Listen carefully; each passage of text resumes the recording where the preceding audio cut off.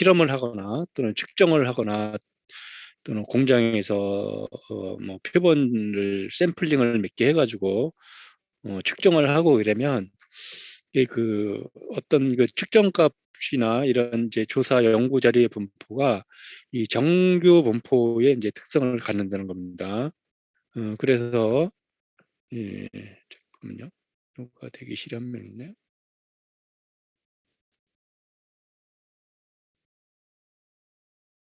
예, 그래서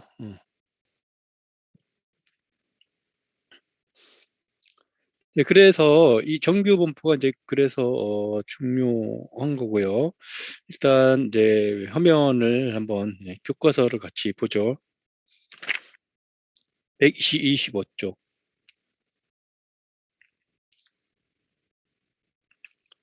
그러면요.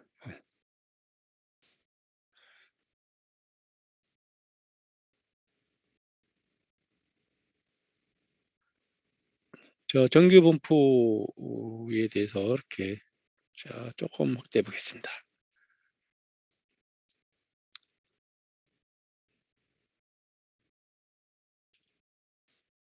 자, 여기 이제 124쪽인가요? 여기 위에 보면은 갈릴레오라는 분, 우리가 알고 있는 갈릴레오인지 모르겠지만 하여튼 이 갈릴레오라는 분이 이제 어떤 말을 해가지고 번역을 한 걸 써놨습니다. 측정 오차들은 대칭적으로 분포하며 창가 가까이로 모이는 경향이 있다. 이게 이제 정규 분포의 특성을 설명을 한 건데요. 여기서 창값은 여러분들이 평균으로 이해를 하면 될 겁니다. 평균. 예. 예를 들면 우리가 뭐 만약에 우리 학급에 있는 학생들을 만약에 키를 잰다, 몸무게를 잰다 이렇게 하면은 그 평균값을 중심으로 학생들이 이제 많이 나오고 그다음에 뭐 아주 몸무게나 키가 아주 크거나 아주 작은 학생들은 이제 적죠. 그래서 가운데가 이제 볼록한 그런 이제 포물석 또는 산 모양의 형태로 되는데요. 이런 특성을 정규 분포라고 이제 이렇게 정규 분포.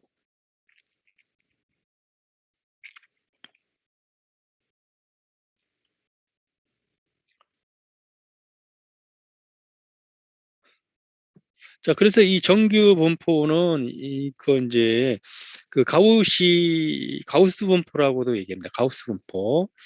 이 가우스 분포라고 얘기하는 거는 이 가우스라는 분이 이제 이거 발견을 해서 정리를 한 건데요. 가우시안 디스트리뷰션이라고 영어로 얘기하기도 합니다. 자, 이거 이제 우선 설명을 드리면, 자, 우리가 어떤 측정값이 있으면, 잠깐만요.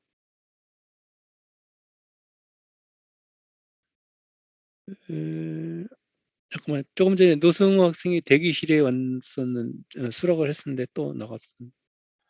상태가 좀 들어왔습니다. 예.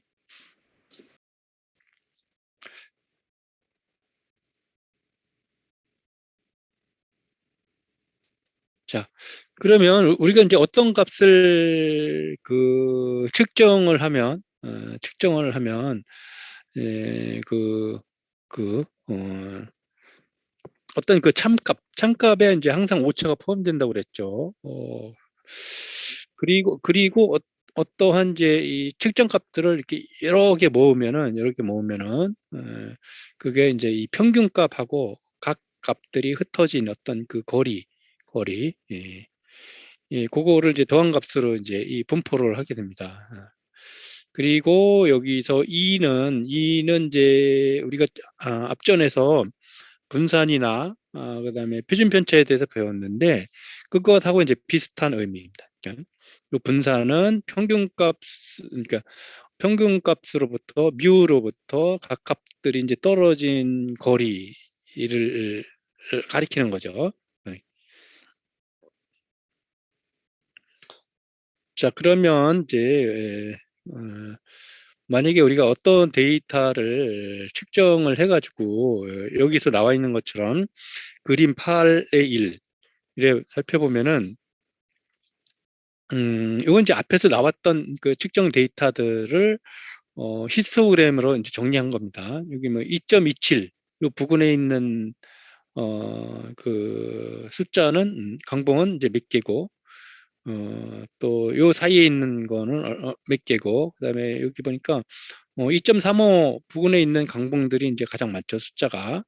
그다음에 이제 그 이후에서도 점차 감소해가지고 2.43 이때까지 이제 증거 이제 어떤 데이터들을 이제 여기 이제 빈도 그러니까 이 Y축은 이제 개수입니다. 그리고 이제 치수의 범위죠. 그러니까 어떤 치수의 범위 안에 몇 개가 포함되는지 이거를 이제 조사를 해가지고 한 건데, 이게 앞에서부터 계속 우리가 그 강봉, 그 쇠막대기의 그 지름에 대해서 이제 그 한 개의 데이터를 가지고 계속해서 얘기하는 거죠. 그래서 이제 그래프를 막대기를 이제 이렇게 그려보니까 2.35 부근에서 가장 많고, 양쪽으로 갈수록 되게 그 수량이 이제 줄어들게 된 거죠. 자, 그럼 여기 여러분들이 이제 이 그래프를 이제 대략 보면은 평균이 한 2.35 근방에 있을 것이다. 이렇게 생각을 하죠. 예. 2.35지만 약간 왼쪽으로 치우칠래나요? 약간 왼쪽으로 치우칠래나? 예. 아니면 2.35일 수도 있고 그런데요. 예, 이건 이제 평균을 이제 구해보면 되죠. 음. 자, 그러면 예. 그러면 이제 요거는 300개인 거고요. 우리 책의 127쪽에 이제 보면은 어, 예, 여기 있군요. 1000개를 한 경우, 1000개, 예, 1000개를 한 경우. 자, 그럼 조금 전에 여기에 보면 2.35 전후에 평균값이 있을 것 같고, 요거도 마찬가지로 2.35 중간에 어딘가 있을 것 같습니다. 그리고 이제 앞에 300개 측정한 거랑, 그다음에 이제 1000개 측정한 거랑 그래프의 형태는 약간의 차이가 있지만, 뭐 2.35 근방에 그 평균값이 존재할 것이고요. 양쪽으로 갈수록 데이터 수량이 이제 감소한다는 이러한 어, 어, 그 형태는 이제 대략적으로 비슷하죠. 그래서 이렇게 가운데로 볼록하고 양쪽으로 이 대칭인 이 그림이 정확히 대칭은 아닌데요. 대칭적으로 나타나는 그러한 것들을 이제 정규 분포 확률 밀도 함수라고 부릅니다. 정규 분포라고 부르고요. 식 8-1처럼 공식으로 이제 나와 있습니다. 그래서 이 그래프 그리면은 가운데가 이렇게 볼록하고 양쪽으로 갈수록 이렇게 이제 종 모양으로 낮아지는, 그러니까 포물선 함수와 같은 이런 형태로 나타나는데요. 그러한 그래프에 대해서 정확히 식을 쓰면 이렇게 됩니다. fx는 1 나누기 시그마 루트 2파이 하고요. 곱하기 익스포넨셜 2입니다. 이건 2는 이제 2.714인가 뭐 그렇죠. 익스포넨셜이고요. 익스포넨셜 함수에 마이너스 2분의 1 곱하기 x 마이너스 뮤라는 게 시그마의 제곱한 이러한 식으로 이제 나타납니다. 그러면 여기에서 보면 시그마가 있잖아요. 이게 표준 편차고 표준 편차고 여기 이제 뮤가 있는데요. 잠깐만.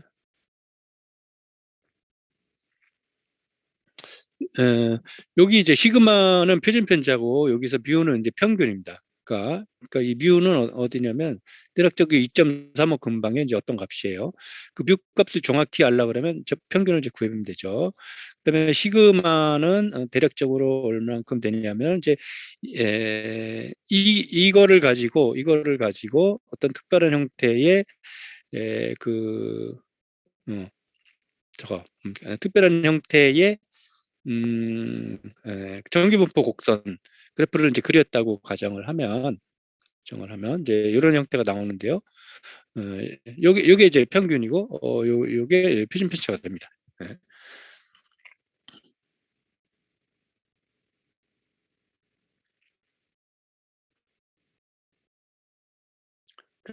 음,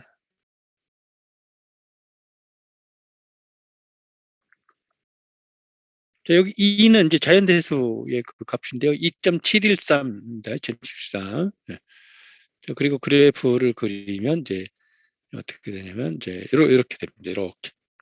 자, 그러면 이러한 이제 파란색의 정규 분포를 나타내는 이제 확률 밀도 함수가 그래프로 그려졌다 그러면 여기 가운데 제일 높은데 여기 가운데 있는 데가 이제 평균이고요. 이게 양쪽으로 대칭적으로 이제 생긴 겁니다. 이 평균을 중심으로 해서. 그 다음에 여기 이제 시그마 값은 얼마냐면 여기 이제 그래프가 이렇게 아래로 볼록하다 이제 위로 볼록했죠. 그래서 여기 여기 이제 위하고 아래를 잘 관찰해 보면 여기 이제 곡선이 위로 볼록하다가 요 지점부터 아래로 이렇게 볼록하죠. 아래로. 그래서 위로 볼록하다가 아래로 볼록해지는 요 변화하는 여기 변화하는 요 점, 요 점에서 여기 평균까지의 이 거리가 표준 편차가 됩니다. 표준 편차가 됩니다. 그럼 뭐 다른 그래프. 자, 여기 만약에 다른 그래프가 있다 그러면 여기 평균은 여기 제일 뾰족한데 여기 쭉 내리면 2.3은 어디 되고요. 그 다음에 여기에서 뭐,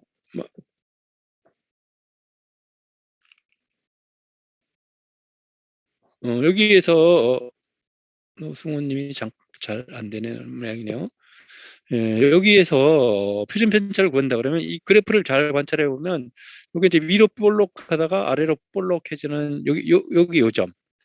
예, 요 근방이 어디죠? 정확히 그래프를 보고서는 어떤 값으로 정확히 값이 얼마다, 몇 점 몇이다 뭐 이렇게 얘기할 수는 없는데 하여튼 요 지점이 요 중간에 평균값으로부터의 거리가 표준 편차라고 할 수 있겠습니다.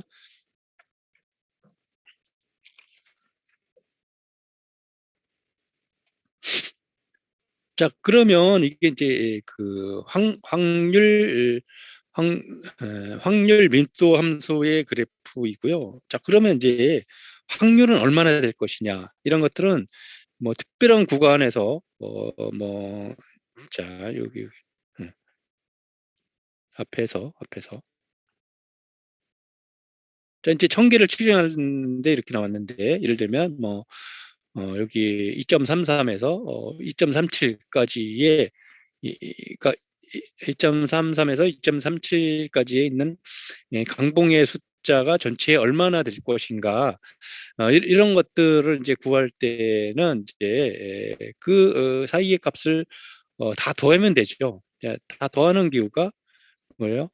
적분입니다. 적분. 네. 잠깐만요. 네. 수학적으로 다 더하는 게 이제 적분입니다. 안쪽에 이제 면적을 구하는 거니까요. 자, 그래서 그 확률은 x1에서 x2까지 사이에 있는 어떤 그 확률은 여기에 확률 밀도 함수를 이제 적분 이렇게 x1에서 f2까지 적분해서 이제 구하는 영역이고요. 적분이 결국 이제 면적이죠. 수학적으로. 그래서 여기서 보면 음, 여기서 보면 그림에서 보면 2.3에서 2.3가 2.4 안에 들어올 이 확률 이 안에 있는 그 어떤 확률은 어떻게 돼요? 2.3에서 2.4까지를 다 이렇게 면적을 구한 거죠. 면적을 구한 게 이제 적분 기호니까 인테그랄 2.30에서 2.40까지 요 함수의 그래프 fx죠. fx를 적분을 하면 되겠습니다. 그 값이 그 값이 0.9가 나와 있다고 써 있네요.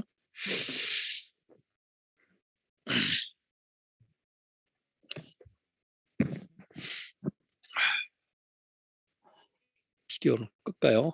잠깐만요. 우리 책에 보면 이제 확률이 0.9가 나와 있다고 써 있습니다.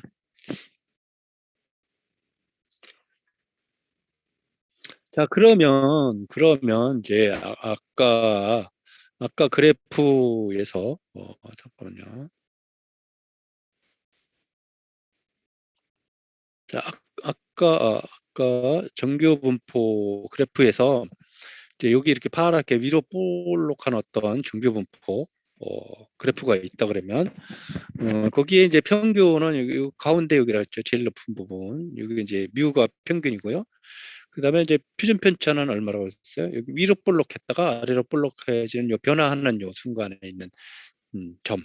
이거 이제 변곡점이라고 읽힙니다. 그러니까 곡선이 변화하는 어떤 점이라는 거는 한자어로 변곡점이라고 그러고요. 그래서 여기서 여기까지 거리가 이제 시그마입니다. 시그마. 자, 그래서 요거는 이제 표준 편차죠. 그러면 이제 반대쪽 여기는 이제 마이너스 시그마고 여기 이제 플러스 시그마죠. 그래서 요만큼의 거리는 플러스 마이너스 1 시그마죠. 플러스 마이너스 1 시그마. 그다음에 이제 여기서 여기까지 여기서 여기까지는 이제 요까지는 시그마 이제 2배죠. 그래서 여기서 여기까지는 플러스 마이너스 2 시그마.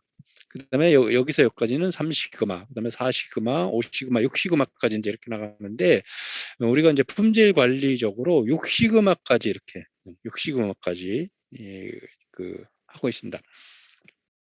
자, 그러면 전체의 어떠한 수량 중에서 1 시그마, 이게 정규 분포의 특성을 가신다 그러면 여기 플러스 마이너스 1 시그마에 들어오는 그 확률은 68.3%고요. 그다음에 2 시그마 플러스 마이너스 2 시그마 안에 들어올 확률은 95.5%입니다. 그다음에 3 시그마 안에 들어올 확률은 99.7이고요. 그다음에 4 시그마, 5 시그마, 6 시그마 이렇게 해서 점점 많은 값들이 이제 범위 안에 이제 포함된다는 것을 이렇게 나타내 주고 있고요. 그다음에 이제 130쪽의 이 아래쪽의 이 그림은 이제 우리 앞에서부터 계속 쇠 막대기의 지름, 강봉의 지름에 대해서 소스 분포 그래프가 이제 여기 이 막세 그래프로 이렇게 나와 있잖아요. 그래서 그 데이터를 가지고 우리가 통계에 대한 수학적인 공식을 적용해 가지고 이제 표준 편차하고요. 그다음에 평균을 이제 구했었죠. 그 평균이 얼마냐면 우리 책에 여기 나왔는데요. 평균이 이제 2.34로 나왔고요. 그다음에 거기 우리 계산을 해가지고 이제 표준 편차를 구하면 0.03이 납니다. 표준 편차는 이제 분산해서 루트 C여서 구하면 되고요. 분산은 평균값과 각 값들의 차이를 제곱하고 다 더한 다음에 n-1로 나눈다고 그랬죠. 그래서 그 값이 이제 분산인데 그 루트 하면은 표준 편차가 나오고요. 그거는 이제 그 값이 0.03이 납니다. 평균은 이제 2.34고요. 자, 그러면 다시 그래프 보면 자, 여기 이제 막대 그래프가 하나, 둘, 셋, 넷, 이제 5개 나왔는데 6개 나왔는데 여기에서 2.35, 3, 4. 2.35는 여기 정도 되죠, 여기. 여기가 이제 2.35고요. 쭉 내리면 이제 이 정도 됩니다. 그 다음에 이제 0.03이 분산이라고 아니죠, 표준 편차라고 그랬죠. 그래서 여기에서부터 요 정도까지 되는 것 같아요. 이 정도, 이 정도. 여기가 변화하는 부분인가요? 이 정도 될 것 같습니다. 자, 그러면은 이제 이 막대 그래프를 나타내는 이 히스토그램이 정규 분포의 어떤 곡선으로 나타날 수 있는데 그 정규 분포 곡선의 방정식이죠. 이 앞에 어디 있었나요? 옆에 있었나? 예. 여기에 보면은 시계의 8의 1이 나왔는데 여기에서 fx는 시그마가 아까 0.03이라고 그랬죠. 여기 0.03 대입하고요. 요거 그다음에 익스포넨셜 함수에다가 여기 뮤가 2.34라고 했죠. 그거 대입해서 한 2.0부터 0부터 여기 2.0부터 한 2.5까지 이제 그래프를 그리면 그 공식에 따라서 그래프를 그리면 그 그래프의 모양이 어떻게 되냐면 여기 나타나는 거, 여기 나타나는 거예요. 이렇게 됩니다. 이렇게. 그래서 요거하고 비슷한 하게 한번 제가 다른 책에 있는 데이터를 가지고 이제 그려봤는데요. 한번 같이 보겠습니다. 제로 공유.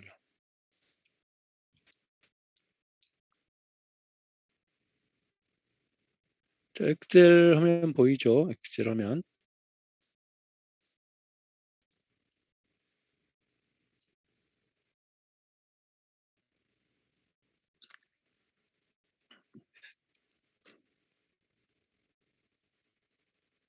자, 여기 이제 엑셀 화면에는 어떤 회사에서 이 제목에 보니까 축전지 소명이라고 되어 있는데요. 어떤 회사에서 이제 축전지, 배터리를 많이 만들어 가지고 이제 그 전압을 이제 측정을 했냐고 합니다. 그래서 이제 생산 일수에 보면 1, 2, 3, 4, 5, 6, 7, 10일간의 생산한 거고요. 그거를 이제 측정을 해보니까 가나, 나라 생산 부서가 있는데, 가는 이제 이렇게 남았고요. 나는 이렇게 나왔고, 다는 이렇게 나왔고, 라는 이렇게 나왔습니다. 그래서 각각의 이제 평균 값들은 이제 여기 나왔잖아요. 3.0, 3.5. 예. 자, 이거 그래프 그리려면 이렇게 측정을 해가지고, 선택을 해가지고, 여기에, 여기에 꺾은선 그래프, 차트 그래프를 해야 되나요? 이거 데이터가 좀 이상하게 나오는데, 분산형이 아니고, 이거를 그래. 이렇게 이제, 이렇게, 그래프가 나타나죠.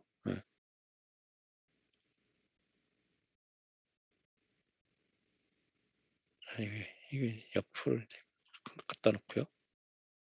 자, 여기 각 부서별로 약간씩의 이제 차이가 있는 거를 여러분들 그릴 때에 이렇게 이제 그려볼 수 있고요. 또 물론 뭐 막대 그래프나 파이 그래프, 다른 그래프로도 여러분이 그려져 있습니다. 자, 그다음에 이제 이거 가지고 분산을 구해 보려고 이제 하는 겁니다. 자, 그러면은 여기 보면은 이제 생산 부서 가나다가 이렇게 있고요. 여기 이제 평균이 3이잖아요. 그래서 여기에는 우선 이제 x-m의 제곱을 이제 구한 겁니다. 여기 수식 볼까요? x죠. h4, h의 4, 요 값이죠. 마이너스 3.3, 3.3이 이제 평균이잖아요. 거기다가 이제 제곱평 값. 그다음에 요거 두 번째 1, 요 3일, 4일 에서 딱 각각의 x-m의 제곱한 거를 다 이제 각 부서별로 이렇게 다 구했습니다. 자, 그 다음에 어떻게 돼요? 분산은 이제 이걸 이제 다 더하는 거죠. 그래서 이 값들 다 더해가지고요. 더해가지고 n-1로 나오는 거예요. 자, 여기 보면, 여기 보면 이제 자, 서메이션에서 여기 10일까지의 그 각값을 다 더하고, 그 다음에 n-1이 9잖아요. 9로 나눈 것이 여기죠. 그래서 각 부서의 표준 편차의 값입니다. 자, 여기 보면 어떤 부서는 0.96이고요. 0.3이고 0.175, 0. 자, 이 분산이 크다는 거는 그 어떤 제품 만들었을 때 데이터 측정한 데이터들이 뭐 이리저리 들쑥날쑥 돼 있다는 거죠. 그래서 여기에서 보면 뭐 여기에 가 부서에서 보면 그래프가 하늘색으로 이렇게 넓게 분포하고 있는 걸 알 수가 있습니다. 그다음에 제일 작은 게 다죠. 다가 연두색이네요. 연두색은 이렇게 평균 근처에 이 가에 비해서 더 잘 모여 있는 거를 이제 우리가 볼 수가 있습니다. 그다음에 이제 표준 편차는 이거 루트 씌워서 그런 거죠. 그래서 스퀘어 루트 분산 이렇게 해서 이제 각각 구했습니다.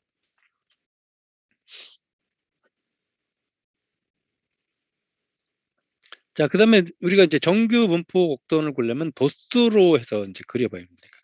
예, 도수. 그러니까 뭐 어떤 구간 안에 몇 개가 들어 있는지, 예, 그거를 이제 세야 되는데요.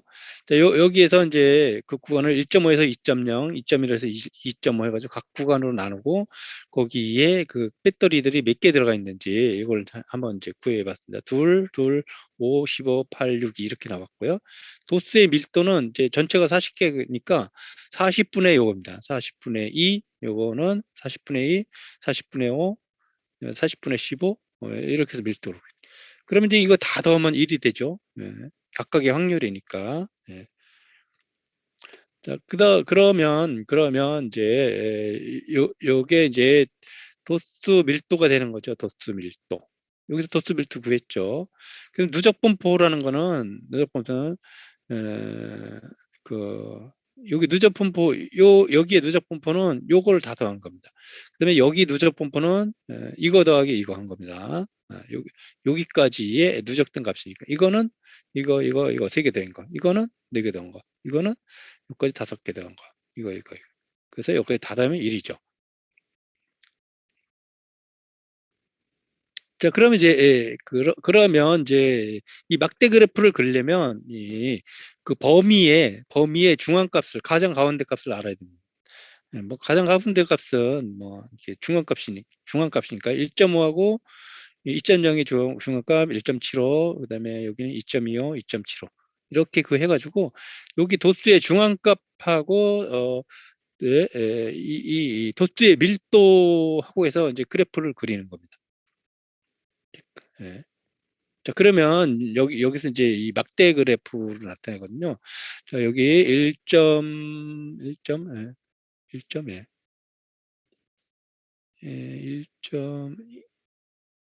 1.75인가요? 그래프에서 막대 그래프 뭐냐면 잠깐만요. 예, 1.75. 자, 여기 1.75. 그다음에 여기 2.0 조금 아래 여기 있을 때, 자, 여기 보면 이제 1.75일 때 2고요. 그다음에 2.25일 때 2고 요거는 2.5일 때 요거죠. 그래서 딱 막대 그래프를 그리면 여기 이렇게 갈색으로 이렇게 표시가 됩니다.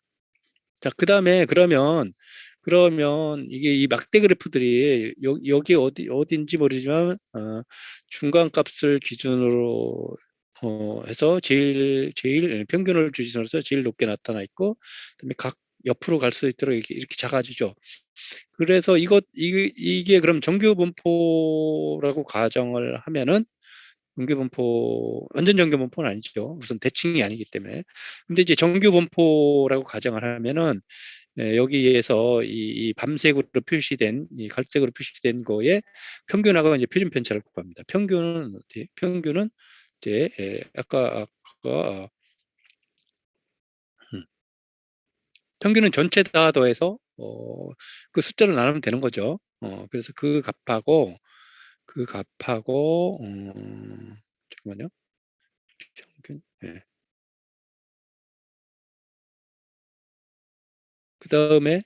그다음에 이제 이 표준 편차는 잠깐만요.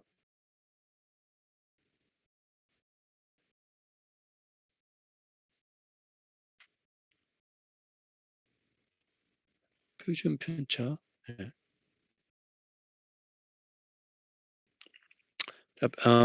자, 표준 편차는 여기 있죠. 여기 각각의 표준 편차인데 이것도 전체 표준 편차도 이제 구할 수 있죠. 그래서 전체 표준 편차도 구했고요. 자, 그러면은 이제 여기요. 요 그래프를 그리기 위해서는 여기 보면은 이제 1.0부터 그려졌잖아요. 1.0부터 6.0까지 그려졌는데 정규분포 곡선에다가 그 아, 대입을 해가지고 그 값을 구해야 됩니다. 자, 여기 보면 어떻게 되냐? 음, 0.5667 요 값은 그1 나누기 시그마의 루트 2파이 값이고요. 그다음에 여기 EXP는 익스포넨셜 쪽에 이제 함수. 익스포넨셜 마이너스 1에 마이너스 1.011763 빼기 마이너스 그다음에 F5강은 이제 값이고요. 그다음에 이제 여기 마이너스 3.4죠. 마이너스 3.4.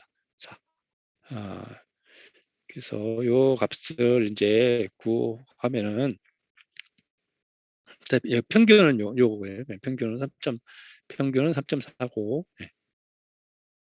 그러면 이제 그 정규 분포 그 함수의 값들을 1에서 0.1씩 증가시키면서 이렇게 쫙 구할 수가 있습니다. 쫙 구할. 그래서 요 데이터하고 이제 여기 도수 나타낸 이 데이터하고 있잖아요. 요거를 이제 딱 그리면은 이렇게 요거 데이터 아니고 요거는 40으로 나눈 값이 되겠죠. 네. 이거는 이제 데이터를 양쪽으로 그린 겁니다. 그러면은 이제 이렇게 파란 이런 정규 분포 확률 밀도 함수를 그릴 수 있는데, 자 여기 이제 파란색으로 나타난 거는 이제 공식에 의한 거고요. 그다음에 이제 이 실제적으로 측정한 값들은 여기 막대 그래프로 나타나는데 이게 정확히 일치하지는 않죠. 그렇지만 우리가 그 측정한 데이터를 아주 그 많게 하면은 이제 이 값에 이제 가까워진다는 겁니다.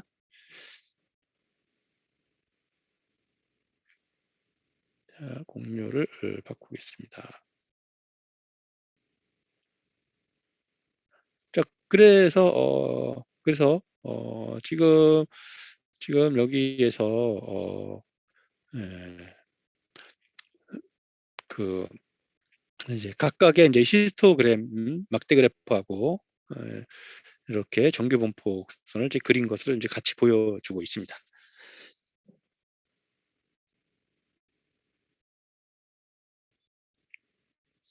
자, 그러면 이제 여기에서 예,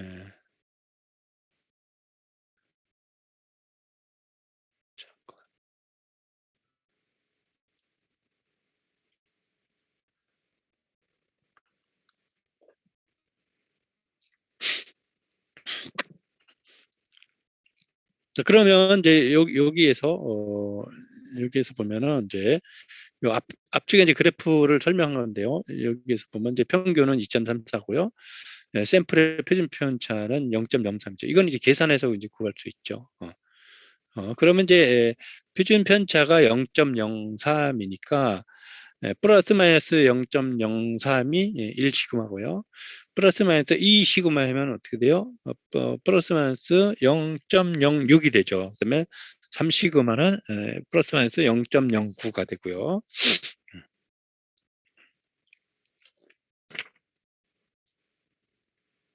자, 다음에 이제 정규 분포의 모형의 적합성에 대해서 알 부분. 자, 우리가 이제 많은 경우에 측정을 하면은 이러한 정규 분포의 형태를 이제 나타나기도 하지만 뭐 세상의 모든 것이 다 그렇지는 않습니다. 자, 그렇지만 이제 많은 경우가 그렇다는 거고요. 예를 들면 제가 아까 우리의 키 몸무게 이런 것들을 예를 들었는데 우리가 현장에서 어떤 측정 데이터들 또는 생산에 관한 어떤 값들 이런 것들을 측정하면은 이렇게 이제 평균을 중심으로 많은 값들이 모여 있고 끝으로 갈수록 이제 데이터들이 작죠. 자, 이거는 왜 그러냐면 우리가 이제 생산을 하게 되면 어떤 치수 공차가 주어지고요. 각 공정 단위에 있는 사람들이 그 값에 이제 맞추려고 노력을 하죠. 그래서 정밀하게 이제 맞추려고 노력을 하기 때문에 또 그 값들 이제 가까이에 많은 값들이 이제 몰려서 배치하게 되고요. 예를 들면 한쪽으로 치우쳐든지 또는 치수가 큰 쪽으로 치우쳐든지 이런 쪽으로 나타날 수도 있습니다. 자, 그러면 이제 또 다른 경우의 예를 책에서도 들었는데요.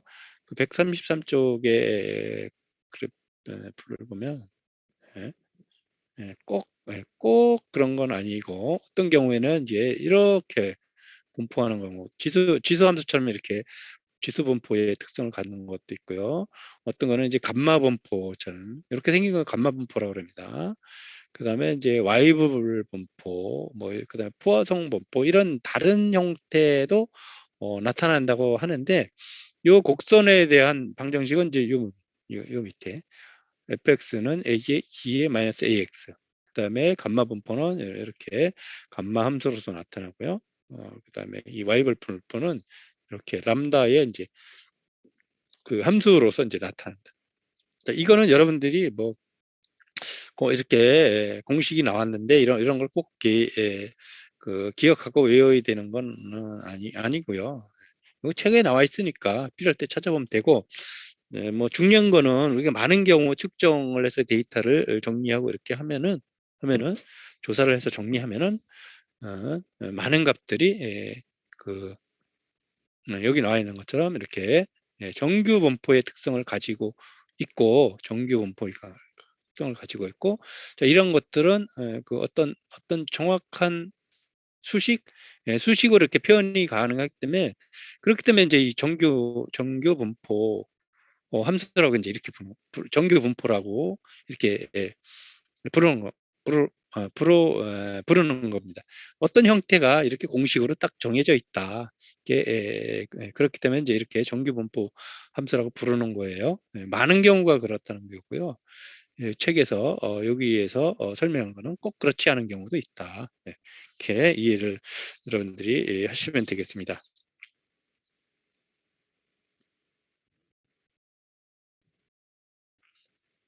자, 그 다음에 이제 샘플링 분포에 대해서 한번 좀 고민을 해보겠습니다. 샘플링 분포. 자, 여기 제가 화면을 한번 켤게요. 왜냐하면 제가 이 책상에다가 책에다 한번 메모해 놓은 게 있어서 이걸 잠깐 그리기는 애매하고, 어, 자, 화면을 잠깐만요. 화면을 어디지? 예, 하고 비디오를 한번. 제가 비디오 화면을 좀 크게 볼까요? 비디오 화면을 좀 크게 보고 카메라 갖다가 제 교과서를 한번 비춰보겠습니다. 안 비춰지나? 초점이 안 맞네.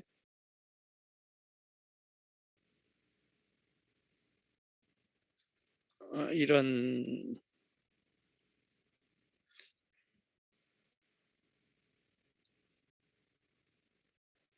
이게 배경 화면을 이렇게 해서 그런 것 같습니다. 예. 생략하고 제가 간단히 그림판을 위해서 한번 그려보겠습니다. 그림판을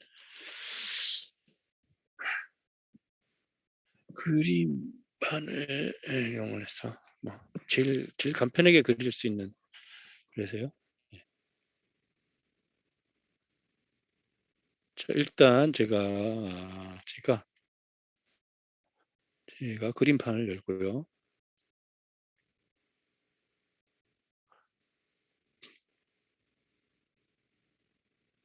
그냥 보드 프로그램 그림판. 오케이. 자,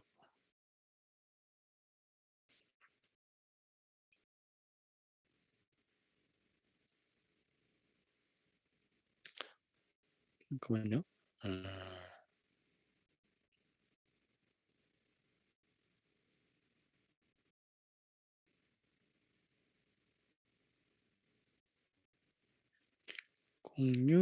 공유 그림판.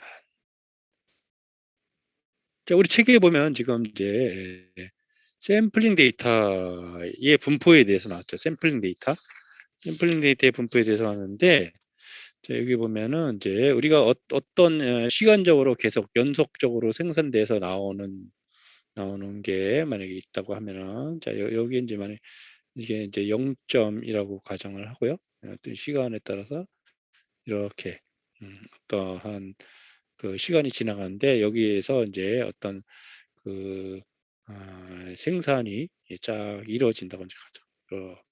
데이터가 막 이렇게 나와. 자, 그러면 이게 특별한 시간마다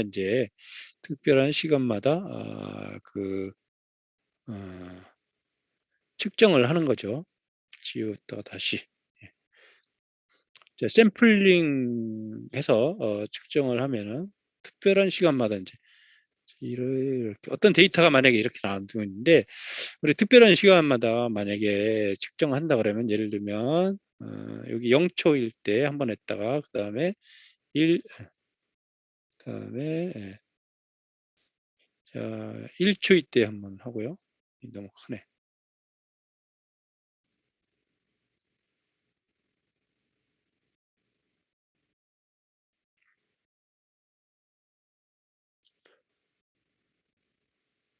어떤 조금 있다가 또 한번 이제 측정을 하는 겁니다. 그다음에 또 조금 있다가 한번 어떤 특별한 시간마다 한 번씩 측정을 한다고 가정을 하죠. 그다음에 여기에서 요때 요때를 이렇게 이제 측정을 하는데 만약에 그 데이터를 만약에 조금 많이 측정한다 이러면 어때요? 이만큼 이제 측정할 수 있겠죠. 그다음에 또 이제 여기 이렇게 측정할 수 여기 이제 여기 만약에 10개 뽑았다. 여기도 만약에 10개 뽑을 수 있고 여기서 이제 10개 이렇게 특별한 순간 예를 들면 뭐 자동차가 하루에 엄청 많이 생산되면 특별한 순간마다 아니면 어떤 제품 이런 걸 특별히 순간마다 예를 들면 뭐 몇 개씩 빼서 샘플링해서 측정해가지고 이제 이렇게 할 수도 있습니다. 자, 그럼 우리 책의 135쪽의 샘플링 데이터에 대해 변동의 분포에 대해서 설명하는 거는 이제 우리가 각 순간순간마다 어떤 양의 양을 선택을 해가지고 샘플링해서 이제 측정한다 그러면 요때의 평균은 이제 여기가 되겠죠. 이때 평균 여기고, 이때 평균 여기고, 요때 평균 여기고, 이제 이 평균이 각각의 평균값이 전체가 변화하는 어떤 값을 이제 그 순간순간만은 다 나타날 수가 있는데 만약에 이렇게 전체 이렇게 뽑은 거를 한꺼번에 막 이렇게 팍 섞었다 이러면 어떻게 돼요? 그러면 각 순간순간에서 구한 어떤 값들이 다 한꺼번에 섞이는 거죠. 그래서 다 섞게 되면은 어떤 순간순간에 나타나는 이런 특징들을 이제 다 파악할 수가 없다는 겁니다.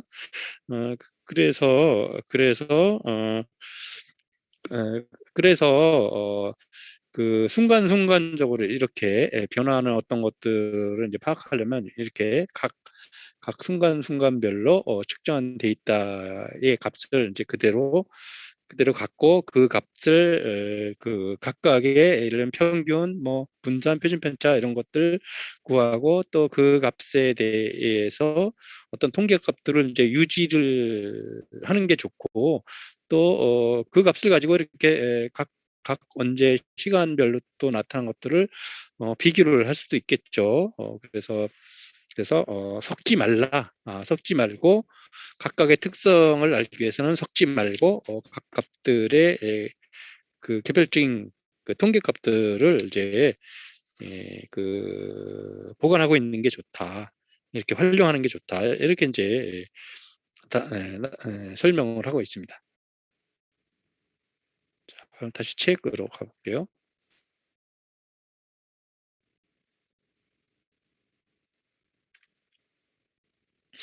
자, 여기 이제 표에서 보면은 뭐 그룹이 10개 그룹이 있고요. 이 한 번, 두 번, 세 번, 네 번, 다섯 번 이렇게 측정을 해가지고 각 값들이 이제 이렇게 다르게 나왔는데 그룹별로 보면은 뭐 같은 게 없고 다 다르게 되죠. 다 다르게 되는데 만약에 이 전체의 값을 막 섞는다 그러면 이 전체의 평균으로 이제 나타나겠지만 각각의 평균값들을 이렇게 해서 서로 구하게 되면 서로 비교할 수도 있고 그 차이값들을 볼 수도 있고 이렇다는 겁니다. 예.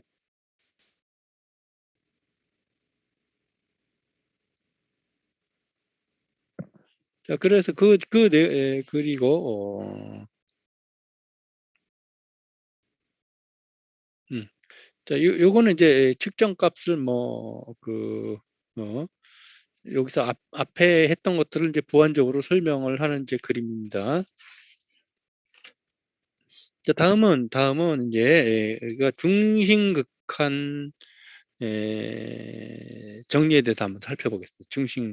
중심극한 정리가 우리 책 여기 뒤쪽에 이제 나오거든요.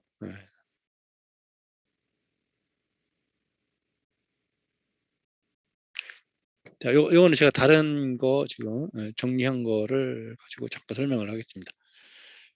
자, 요 중심극한 정리하고 쉬었다가 쳐죠. 중심극한 정리.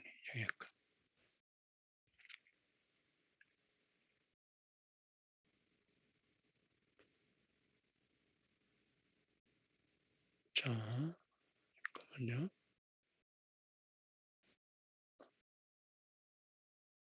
자, 중심극한 정리다. 자, 이 중심극한 정리는 이제 정규 분포가 가지고 있는 그 특징 또는 이 샘플링 할 때의 특징을 이제 잘 설명하는 겁니다. 자, 중심극한 정리는 센트럴 리미트 데이어림 이렇게 얘기하고요.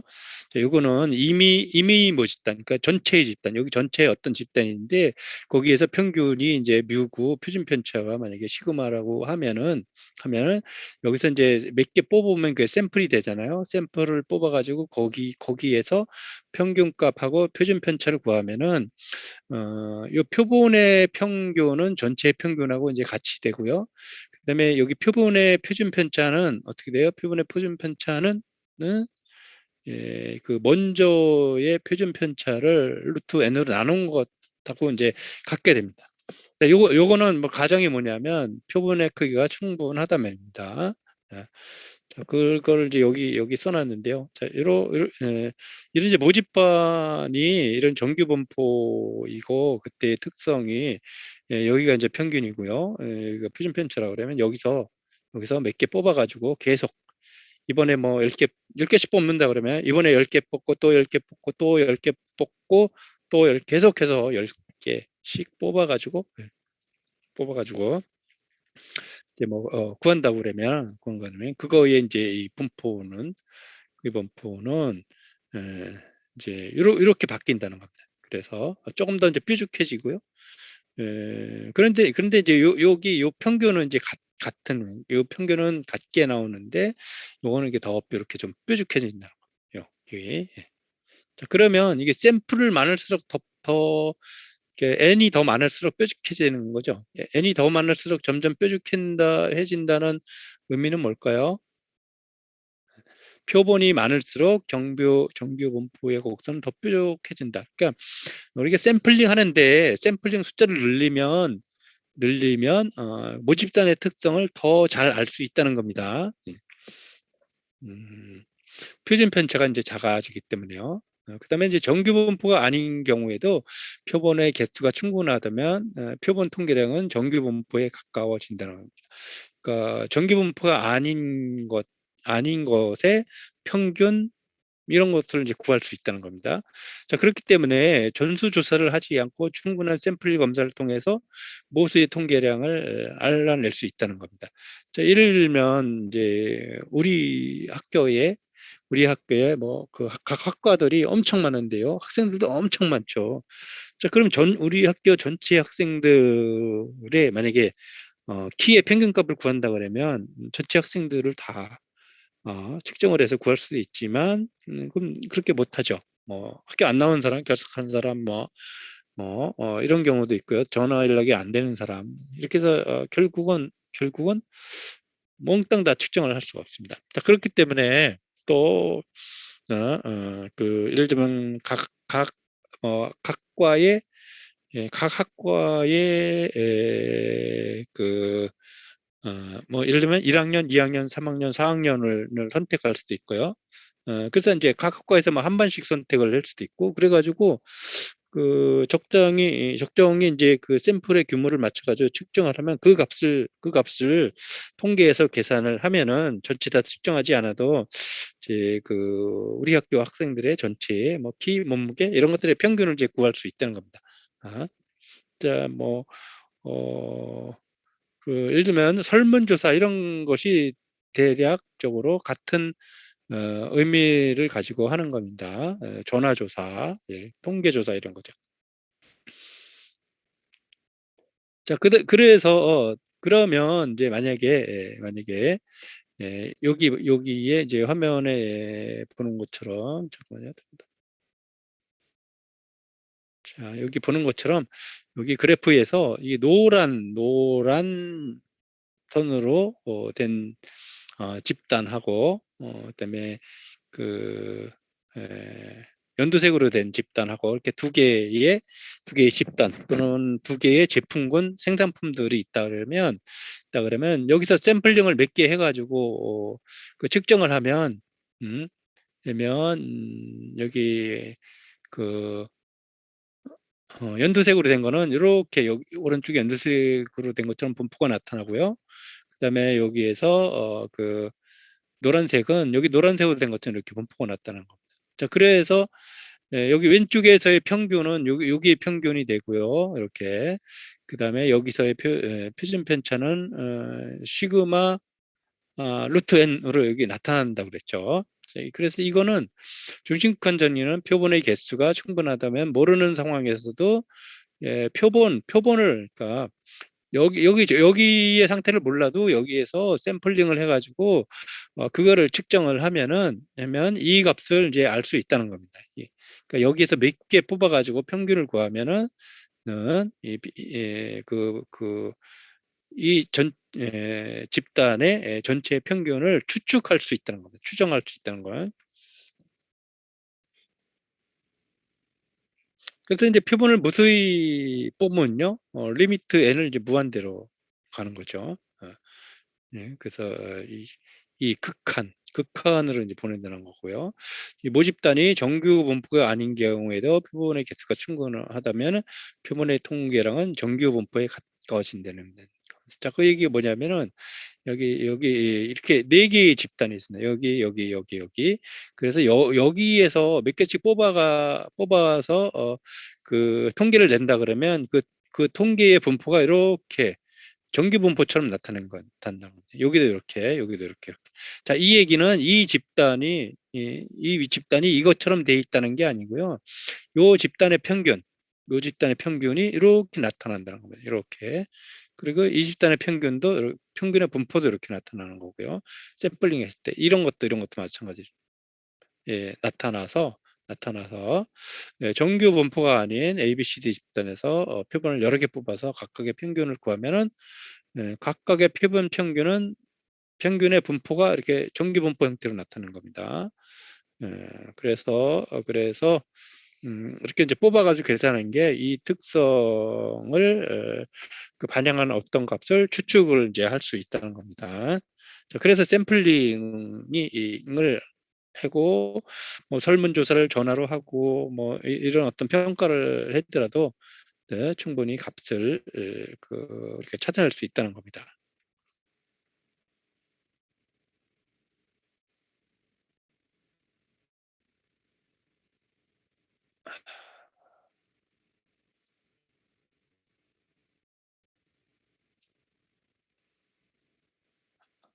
그 다음에 중심극한 정리 이제 그렇게 했고요. 자, 여기 중심극한의 정리에 대해서는 여러분들이 그 내용 잘 읽어보면은 그 설명드린 거하고 이제 똑같은 거니까요. 한번 더 읽어보시고요. 조금 쉬었다가 정규분포 활용에 대해서 살펴보도록 하겠습니다. 자, 지금 55분이니까요.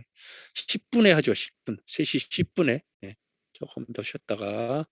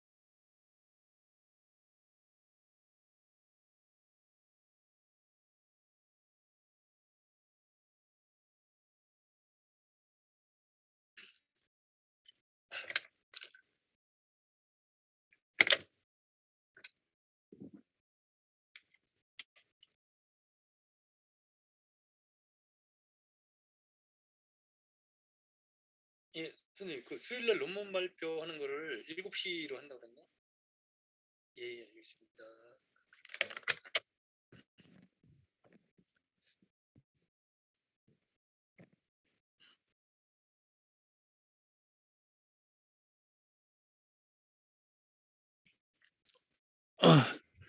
조금 쉬었나요?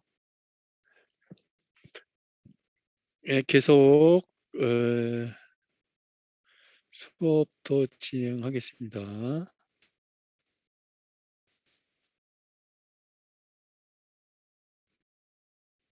아니요.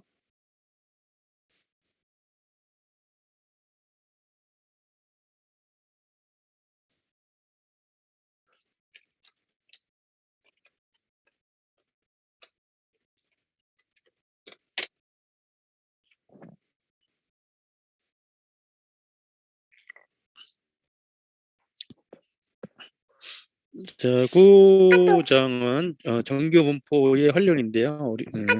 그 생산 현장에서 발생할 수 있는 여러 가지에 대해서 정규 분포를 이제 어떻게 적용을 하나 이런 거에 대해서 이제 나와 있습니다.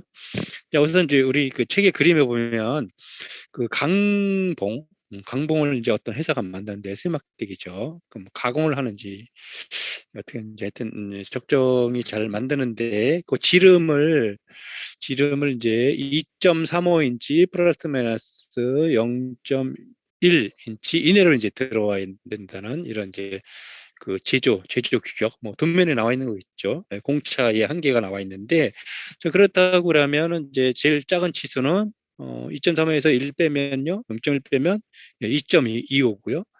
그다음에 제일 큰 값은 2.45이 되죠. 그러니까 2.25에서 2.45 안에 이제 들어와야 되고요. 자, 그런데 생산을 해서 측정을 해 보니까 여기 보니까 이제 이렇게 그 2.25 이하인 제품들 그다음에 또 2.45에서 뭐 이렇게 또 제품이 많이 나오기도 하고 물론 이제 2.45 안에 들어가면 이제 합격이겠지만 또 약간 벗어나는 것도 있고 이제 이렇게 됐다는 거죠. 자, 그런데 이제 이 어떤 현장에서 정규봉포의 이 형태대로 나타나야 되는데 뭐 특별한 원인이 뭔지는 모르겠지만 정확히 뭔지는 모르겠지만 이렇게 이제 하한과 상한 공차를 지나서 이렇게 특별히 이제 생산이 됐다고 하면은 이제 그거에 대해서 뭐 얼가불가하고 나는 잘했고 너는 못했느니 뭐 이렇게 해서 이제 이걸 따지게 됩니다. 제가 이제 약간 농담을 섞어서 얘기를 했고요. 있고요. 자, 그런데 이제 현장에서는 이 특별하게 오차가 생긴 데이터들이 사실은 이제 이 정규분포 곡선 안으로 다 들어오기를 그 공차 한계치 안으로 다 들어오기를 이제 바라고 있죠. 자, 그래서 특별히 이제 그 관리를 하는 그런 이제 기준이 있는데요.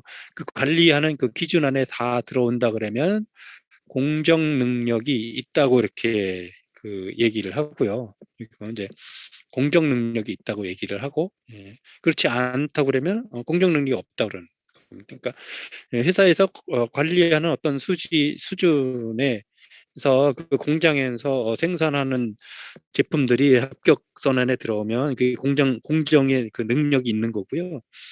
그렇지 않다 그러면 공정 능력이 없는 거라고 이제 이렇게 이야기를 합니다. 자, 그래서 그러면 그 구간이 얼마나 되냐? 또 회사에 따라서 약간 틀린데 이 식스 시그마를 이제 정하는 것도 있고요. 또 이거 이제 또 어떤 회사들은 이게 뭐 상한선, 하한선 주고 그 공차 내로 들어오면 된다. 이렇게 이제 얘기하는 회사도 있습니다. 약간씩 틀리긴 한데 뭐 예, 그 개념을 적용하는 게 이제 틀린 거고요.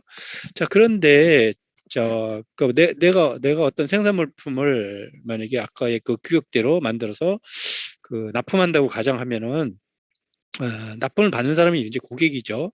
그 사람이 2.35인치 플러스 마이너스 0.1 이내로 이제 요구를 하고 있지만 사실은 어떤 제품은 여기에 있고 어떤 제품은 여기에 있고 그러면 사실은 뭐 납품하는 사람도 그렇고 납품 받는 사람도 있고 좀 꺼림직하죠. 왜냐하면 2.25가 하한선이고 2.45가 상한선인데 이쪽에 있는 데이터들은 조금만 잘못하면 이렇게 벗어날 수가 있습니다.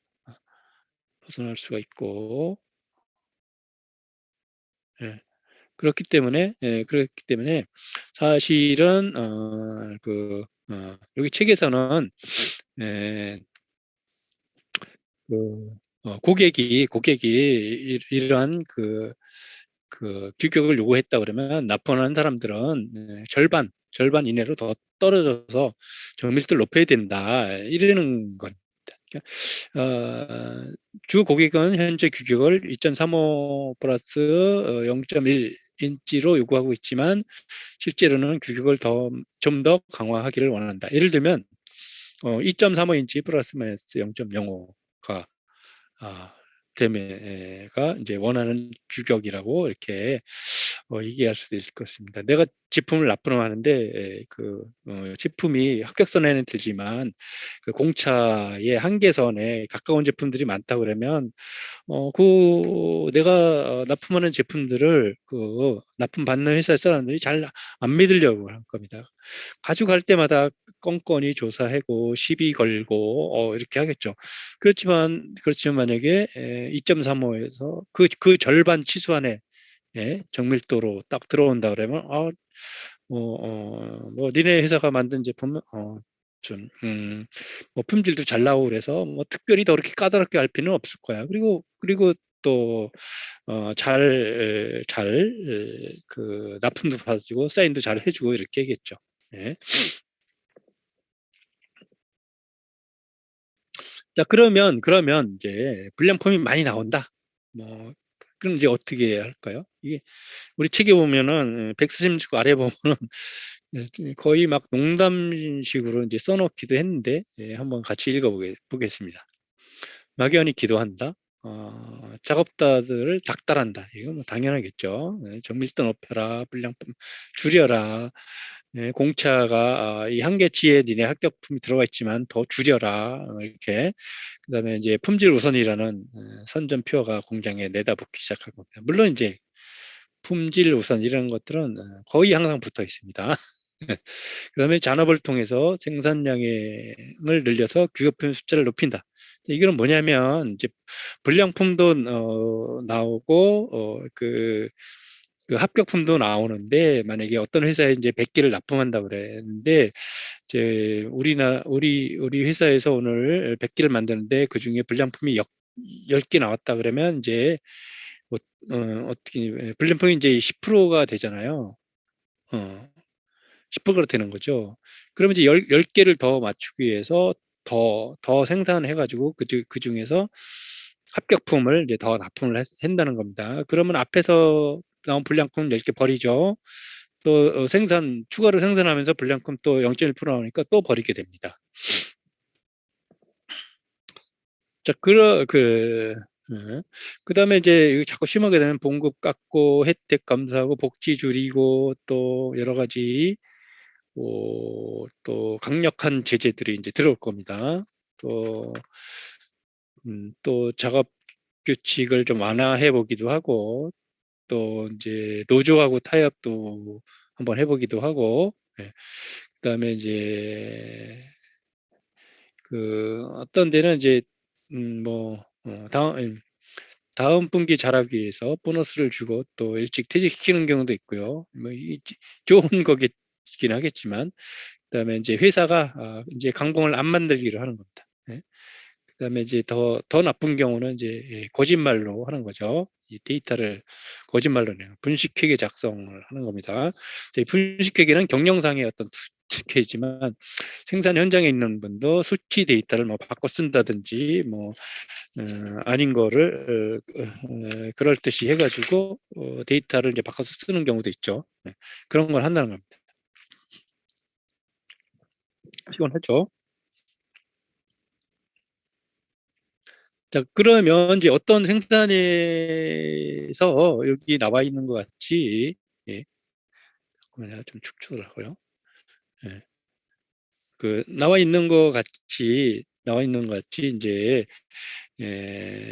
여기 이제 그래프처럼 나와 있는데, 이제 폐기는 이제 9.1%고요. 제작업은 이제 2.3%라고 하면 여기 보면 이제 11.4%인가 가 사실은 에, 그, 그, 음, 에,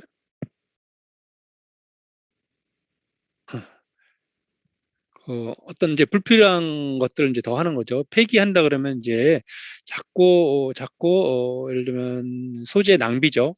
그다음에 폐기하는 데 들어간 뭐 여러 가지 그 노동과 또는 기계 이런 것들도 같이 낭비되는 거. 재작업도 마찬가지요. 재작업은 소재는 다시 쓰겠지만 다시 작업을 하려면 거기가 일을 더 해야 되고요. 기계도 더 돌려야 되고 이래서 많은 비용이 이제 들어갈 겁니다. 자, 그렇게 하면 이제 경쟁력이 떨어지겠죠.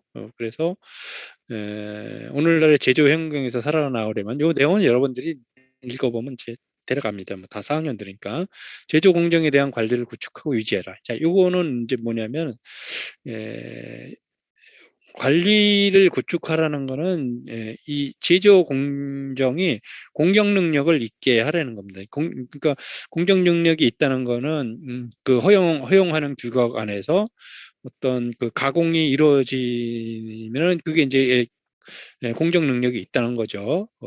그거를 이제 구축하고 유지하고 그다음에 관리하고 그다음에 이제 개선시켜 나가야 됩니다. 개선시켜 나가는 지속적인 노력을 통해서 음, 그 내용들이 이제 여기 써 있습니다. 자, 그럼 우리가 이제 여러 가지로 공정을 관리하고 할 때 이 히스토그램으로 이제 많이 관리를 합니다. 막대 그래프는 아까부터 우리가 아주 그 초기부터 많이 봐온 거니까요.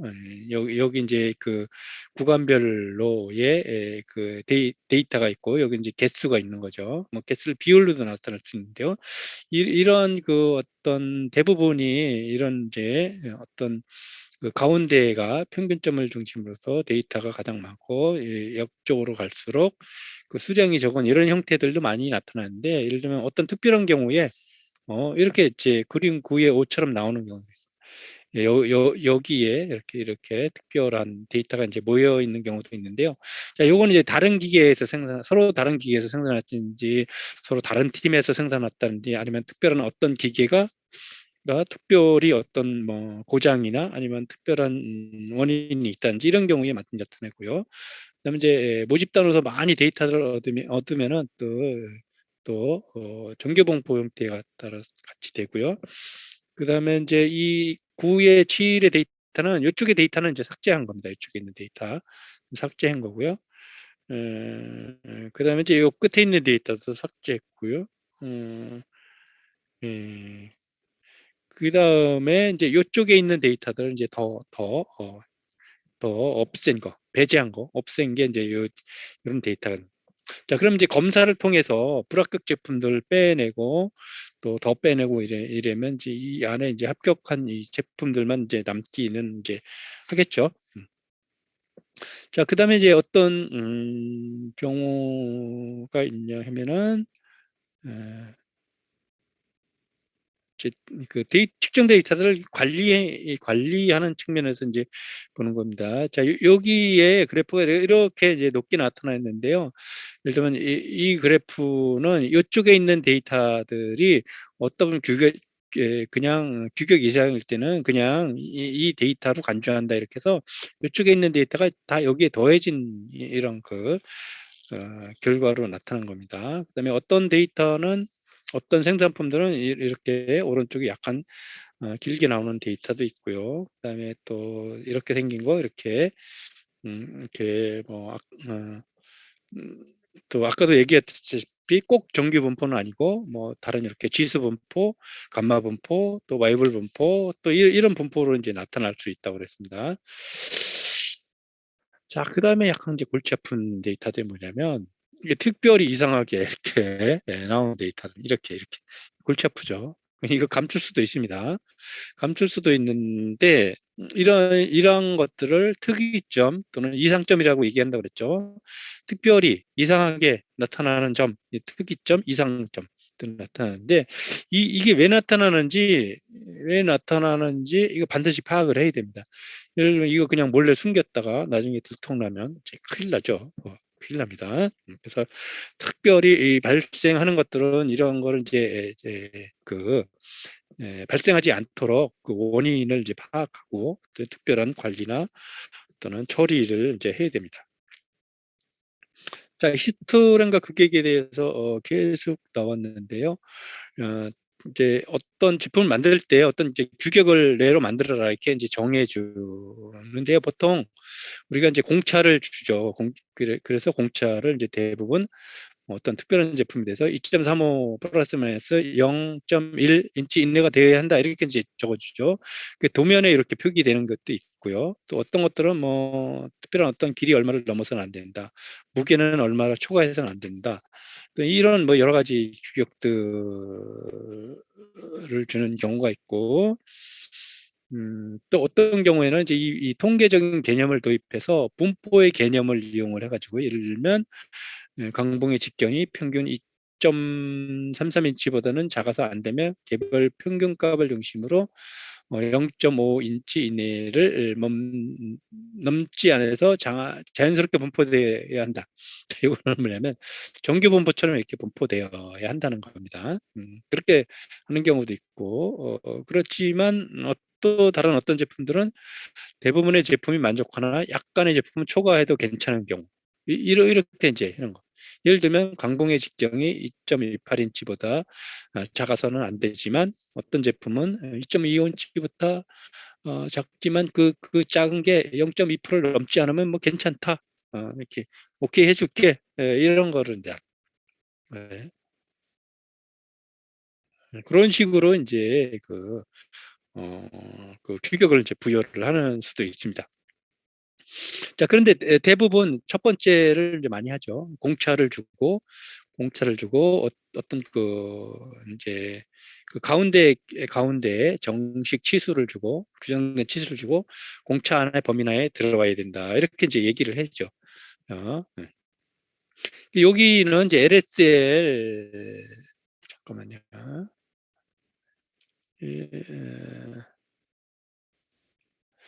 잠깐만요.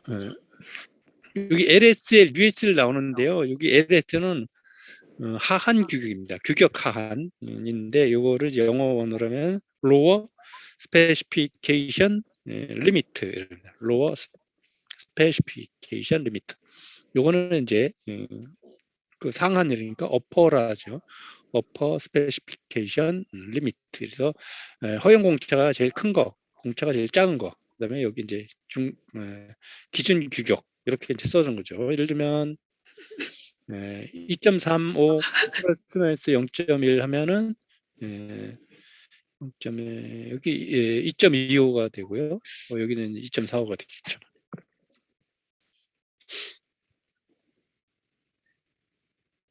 자, 그런데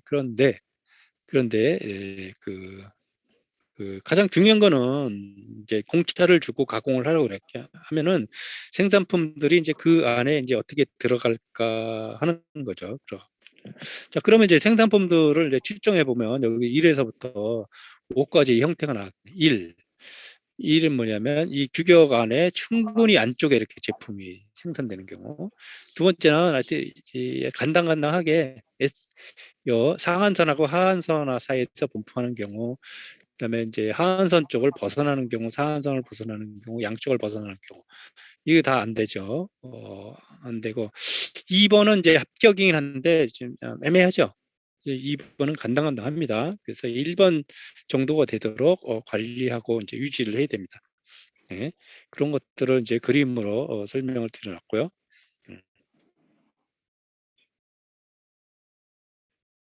자, 그다음에 이제 히스토그램의 폭, 폭은 뭐 표준 편차, 분산 이런 거에 관계된 거니까요.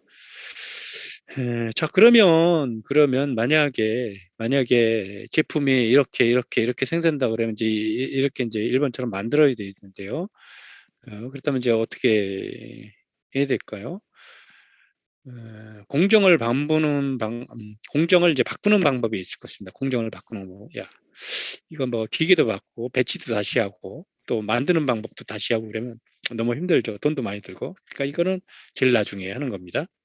자, 그다음에 이제 그다음에 그거보다 더 괜찮은 방법이 허용차를 이제 줄여보는 거, 오차를 조정해보는 건데, 예를 들면 공차의 범위를 너무 엄격하게 해서 사실은 뭐 플러스 마이너스 1.0이라도 괜찮은데 충분히 수용 가능한데 다른 기계에 무시무시. 영향을 주지 않는데 야, 뭐 이거 엄격하게 할래서 0.01, 10분의 1 이내로 더 정밀하게 만들어라 이러면 정밀하게 만들려면 또 정밀도가 정비들을 높게 나오기 위해서 시간도 많이 들게 되고 공도 많이 들고 가공도 조심스럽게 해야 되고 또 좋은 기계를 써야 될지도 몰라요.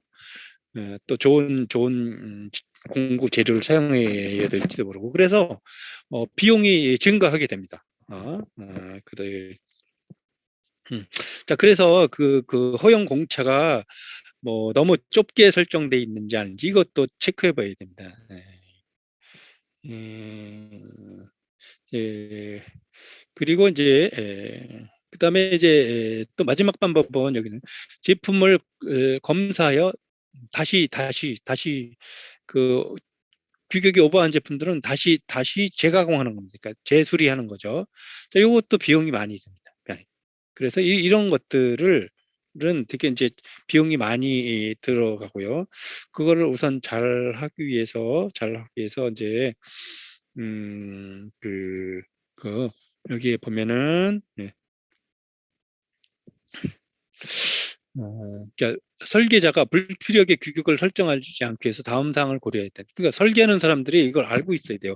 여러분들이 지금 학교에서 도면 그릴 때 선생님이 나눠준 도면 가지고 그냥 따라 그리기 하죠. 뭐 2D를 가지고 3D를 그리는지 그걸 어떻게 잘 표현해나 이런 거에 대해서 이제 중점을 가지고 있는데 여러분들이 현장에 가면은 어떤 제품을 내가 치수를 얼마로 정해져서 생산하는 분한테 생산해달라고 해야 됩니다. 그러면 그 치수하고 공차가 정확한지 안 정확한지 어떨 때는 생산 현장에 있는 사람이 쫓아와가지고 야, 너 이거 우리 회사에선 절대로 이런 정밀한 제품을 만들어 올 수 없어. 이 기계에서는 이런 정밀도가 안 나와. 그런데 네가 너무 이렇게 세부적으로 정해서 너 도면을 잘못 그렸어. 너 설계를 잘못했어. 이렇게 이제 얘기할 수 있단 말이에요. 그래서 그런 것들을 그런 건 이제 불필요한 거죠. 예를 들면 만약에 설계한 대로 충족시켜야 되려고 그러면 공장 바꾸고 사람 바꾸고 이럴 경우도 있어요. 그렇지만 회사에서 가용한 범위 내에서 정밀도를 유지하고 높이기 위해서는 불필요하게 규격을 까다롭게 해야 되지 않습니다. 두 가지가 있는데요. 그 산포의 크기를 플러스 마이너스 3 시그마. 이제 그러면 이제 범위적 그 의미로 이제 6 시그마죠. 6 시그마. 6 시그마. 네. 음. 그 경제적으로 제조가 가능하려면 규격에 주어진 허용 범위 안에서 공정 산포가 범위보다 충분히 커야 된다. 그죠? 예. 그다음에 공정 수준을 항상 일정하게 유지하는 것은 사실상 불가능하죠. 공정은 항상 그 중심이 변화하며 그 중심 변동은 이제 플러스 마이너스 1 시그마가 돼야 되고요. 그다음에 그 규격의 허용 범위가 이제 플러스 마이너스 4 시그마 정도는 되어야지 공정이 안정적으로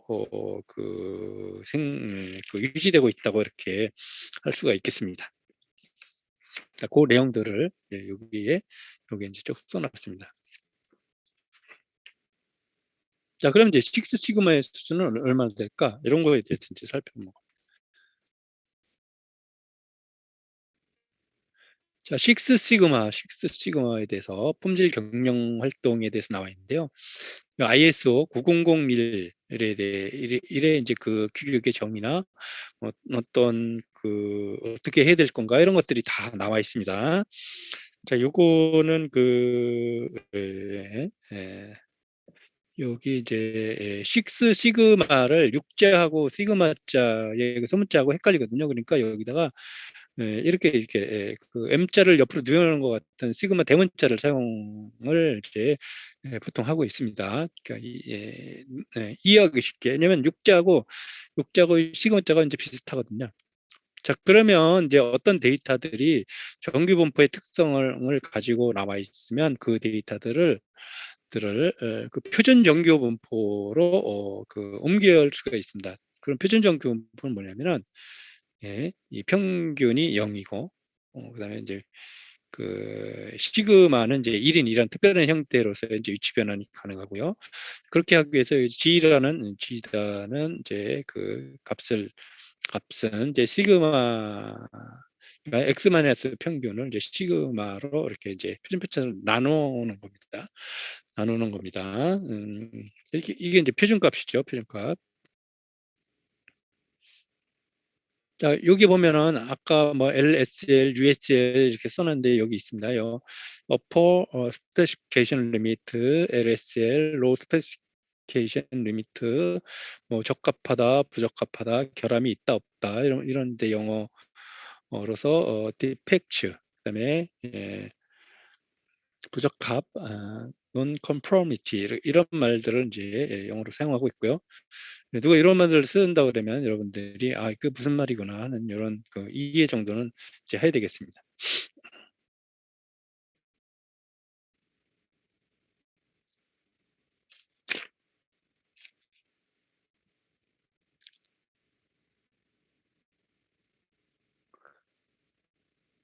자, 그럼 어떤 제품이 정규 분포한다고 가정하면 분포의 중심은 그 평균이죠.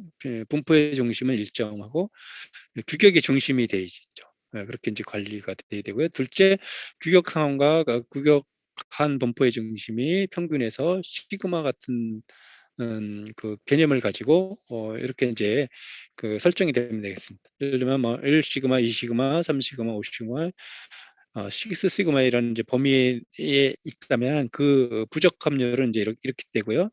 ppm으로 계산을 하면은 이제 이렇게 되고 요게 이제 ppb 그러면은 100만 분의 1인가요? 네.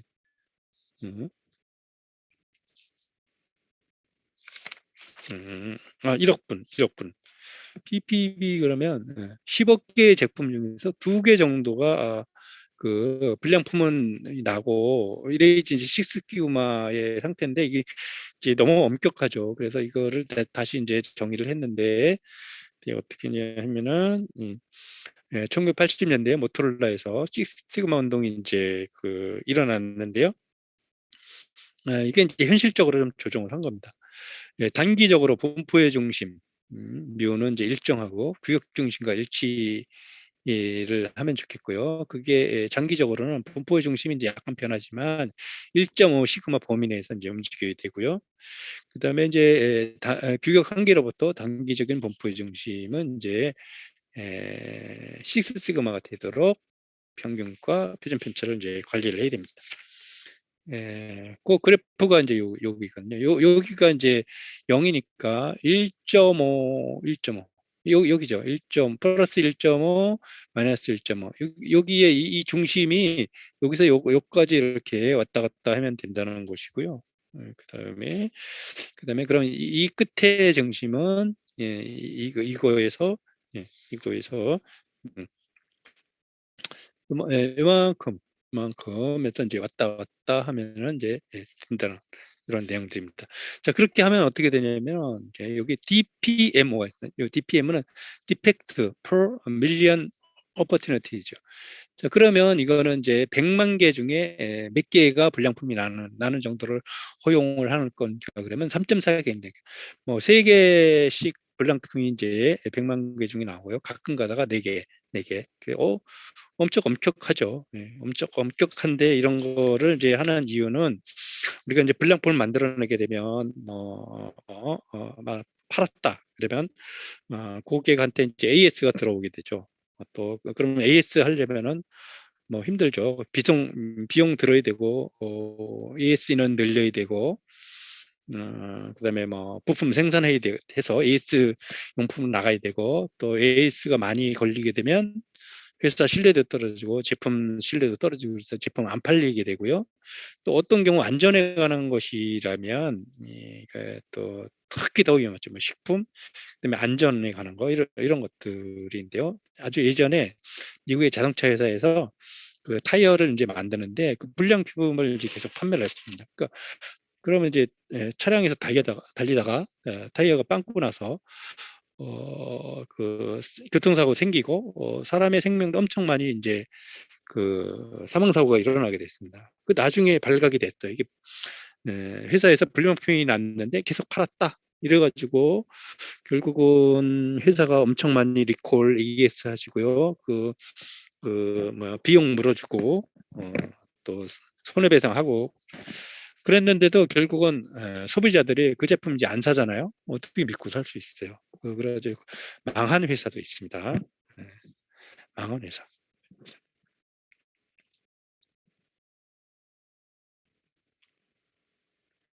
자, 여기 보면 그래서 그 말이 뭐냐면 3.4 ppm이라는 말을 씁니다. 3.4 ppm, 3.4 ppm. 예.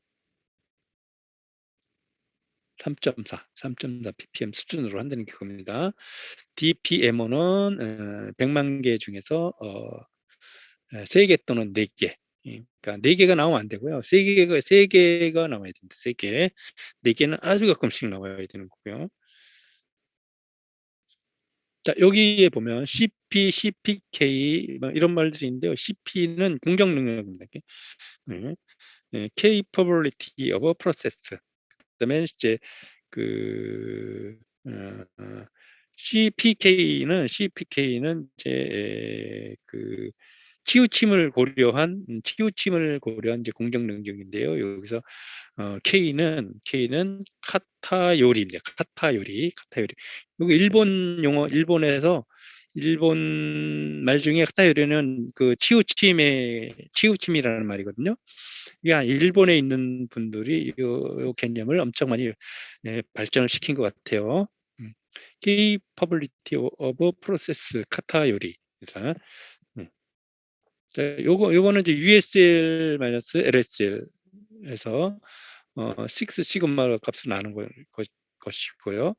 여기 이제 CPK는 이 두 개 중에서 그 작은 값을 선택을 하는데 USL-U 그다음에 USL-LSL 해가지고 3 시그마로 나눠져서 그 중에 작은 값을 이제 선택하는 겁니다. 그리고 과정에서 이제 나와 있고요.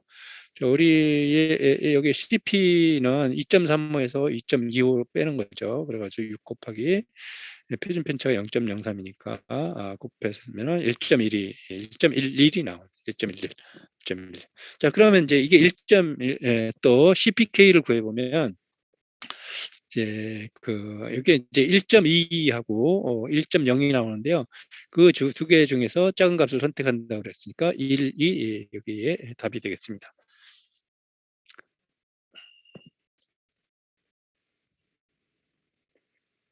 자, 여기 이제 수율이라는 거 나오는데 수율은 이제 합격률입니다. 합격률. 가로치기 1 마이너스 부적합률 이랬으니까 전체에서 부적합품을 뺀 거니까요. 합격률이죠. 수율이라고 합니다. 수율. 합격률을 이제 의미하는 겁니다. 그래서 여기에 보면 시그마 1 시그마, 2 시그마, 3 시그마, 그래서 6 시그마까지 나와 있고요. 자, 여기 이제 몇 가지 예를 들었습니다. 1 시그마 예제1, 2 반도체는 평균 600여 개의 공정을 통해서 생산된다. 각 공정이 3 시그마 수준으로 관리된다면 수율은 0%가 되니까 그 합격분은 하나도 없다는 겁니다. 그다음에 4 시그마에서 관리된다면 2.3%, 5 시그마에서 수준에서 관리된다면 87.1%, 그리고 6 시그마 수준에서 관리된다면 59.8%의 수율이 가능해진다는 겁니다. 그다음에 이제 한 대의 자동차는 약 2만 개, 이제 작은 차의 경우도 이렇고요. 또 복잡하고 큰 차 같은 경우는 이제 더 많습니다. 2만여 개의 부품이 사용된다. 만약에 각 부품이 3, 4 시그마 수준에서 관리된다면 전혀 결함이 없는 자동차가 생산된 가능성은 3일 경우 0. 그다음에 5 시그마 수준에서는 1%, 6 시그마 수준에서는 9.4%가 된다. 그래서 이 6 시그마까지 관리해줘야지 된다는 것입니다. 예를 들어서 어떤 제품이 10개의 공정을 거쳐서 생산된다는데요. 예, 그, 그 예, 각 공정마다 각 공정마다 그 공정에서 각각 공정에서 93.3%의 그 합격품이 나올 가능성이 있다 그러면 이게 이제 10번을 연속해서 지나가야 되니까요. 이거를 93.3%를 10번을 계속해서 곱하면 이게 50 밑으로 떨어지거든요. 그래서 각 공정마다 그 엄격하게 관리를 해야 된다는 거고요. 자, 그 여기 이제 얘가 두 가지 나왔는데 얘는 이제 자동차 공정이 반도체 공정보다 뭐 복잡하거나 수율이 떨어진다 그러는 걸 보이려고 하는 게 아니고 그만큼 오늘날의 그 첨단 제품을 잘 관리를 해야지 그렇게 된다는 것이고요. 또 만만치 않다는 것을 이제 보여주는 겁니다.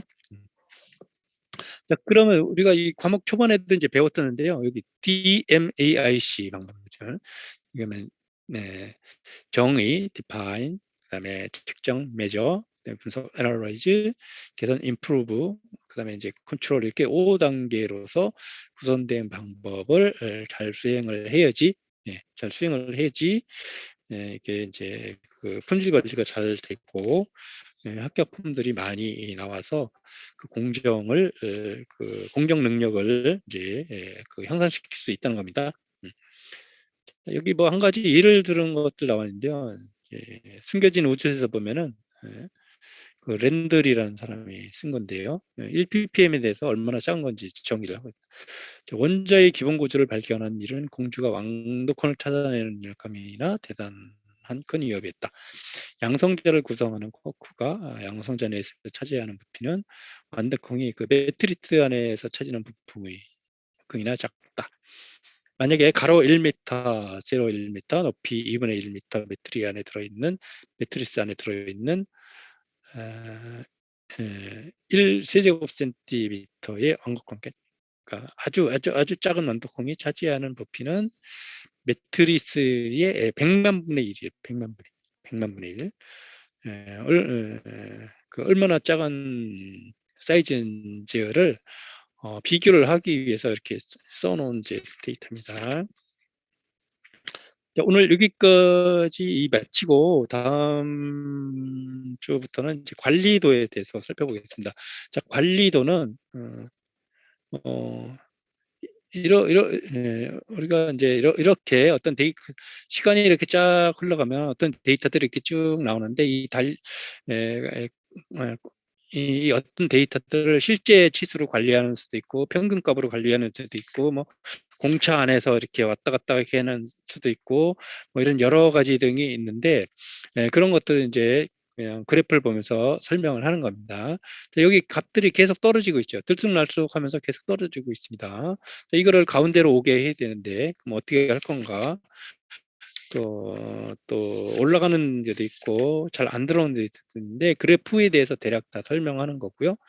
앞에서 수학에 대해서 많이 나오는데 이제 수학은 별로 없습니다. 그래서 그래프나 글씨 써진 것들 제가 요약해서 대략 설명을 드리고요. 오늘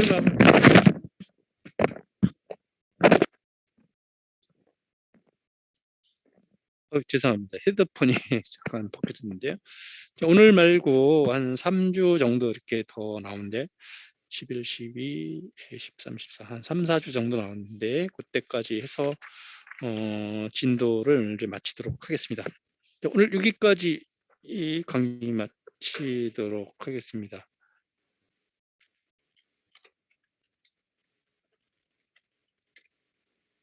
잠깐만 제가 출석 캡처 좀 해야 되기 때문에요.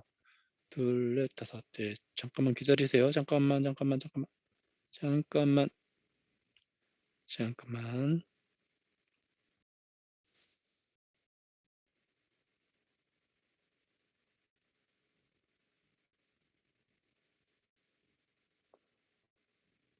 아니죠.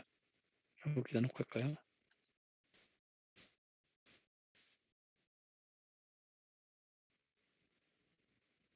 잠깐만요. 여기인데. 트레이드인데 기초 정규분포 활용 143. 자, 여기 놓고 캡처하겠습니다.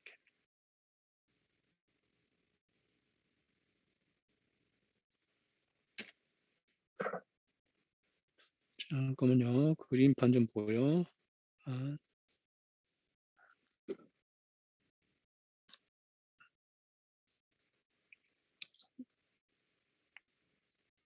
잠깐만요. 이게 안 들어오네요. 이상하게. 프린트 스크린. 잠깐만요. 잠깐만요. 공유가 중지되어 있지 달라고 하네요. 잠깐만요. 둘, 넷, 다섯. 오케이.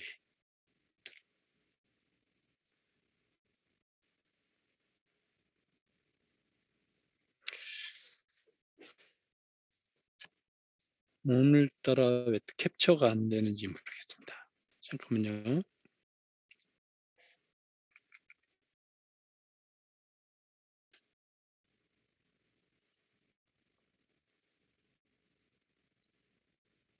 잠깐만요. 제 핸드폰으로 사진 좀 찍게요. 참. 오늘은 왜 캡처가 안 돼. 잠깐만요.